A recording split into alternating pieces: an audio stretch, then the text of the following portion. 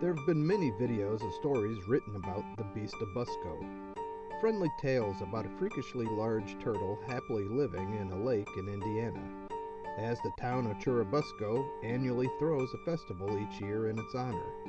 But what are they not telling you? How could a town ignore the problem of a meat-eating turtle the size of a small car in one of its lakes? Fortunately for them, Oscar, as the beast has come to be known, likes to keep to himself. This reclusive monster lies at the bottom of Lake Folk, biding its time. For you see, turtles have nothing but time. Certain species of turtles can live anywhere from 150 to 200 years. But what about Oscar, the Beast of Busco? Well, his first sighting was back in 1898, when the farmer who owned the lake and Oscar Folk first seen him.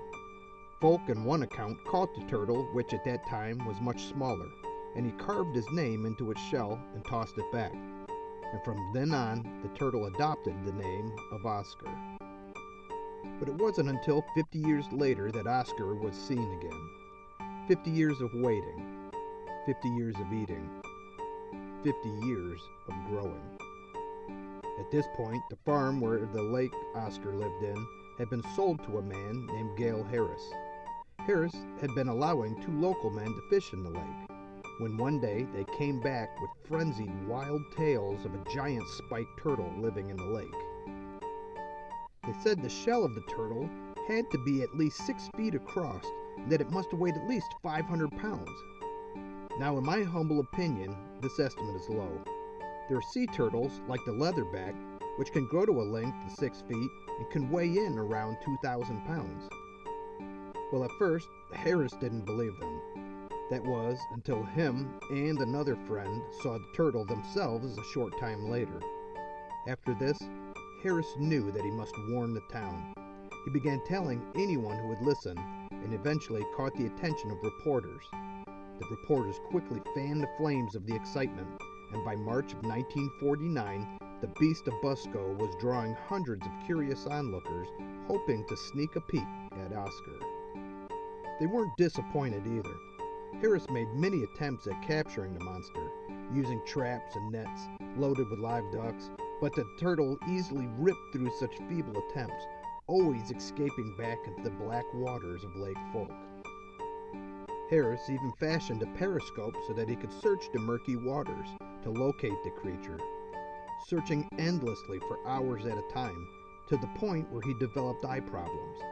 After consulting with a doctor, he was forced to quit or risk going blind. With the periscope no longer an option, a diver was called in and bravely risked his life to try and locate Oscar's hiding lair. A rather foolish idea. Think of the immense power of this monster. An average alligator snapping turtle grows to a length of around 29 inches. Their bites have been measured at 1,000 pounds of pressure, the same as a Bengal tiger bite, nearly twice as strong as a lion's bite. This is enough force to break bone. Now imagine the power of a monster the size of Oscar. I imagine it would take little effort to bite a man in half. Consider how wide they can open their mouth. A turtle like Oscar could easily swallow a man whole. Harris actually came close at one point to capturing Oscar.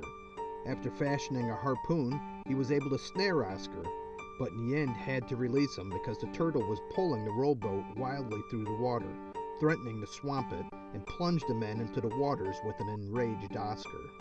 Not the safest place to be. As a last resort, Harris decided to drain the lake. He began pumping the waters out, pumping 24 hours a day, and was actually able to lower the waters from 65 feet deep to around 20. Once again, crowds were gathering at the spectacle. Upwards of 3,000 people had assembled with hopes of seeing the monster captured. 3,000 people, trampling all over Harris's farmland, over his crops.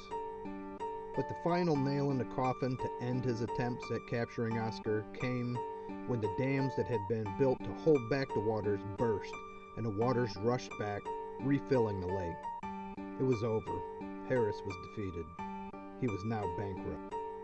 With that many people trampling his crops, and with the debt he had incurred pumping the lake, and hiring a crane with hopes of lifting the beast once it was captured, Harris was now financially ruined. He was forced to auction off his farm, and Oscar simply retreated back into the pitch-black waters from which he came.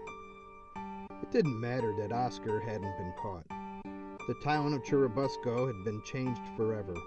In remembrance of this event, the town throws a festival each year commemorating the horrors that took place back in 1949, honoring the men who bravely risked their lives to protect the community, to protect their families.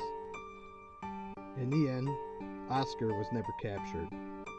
He still roams the waters of Lake Folk, and every year he silently watches and enjoys the festivals held in his honor. So if you've enjoyed this content and would like to hear more, then please hit like and subscribe.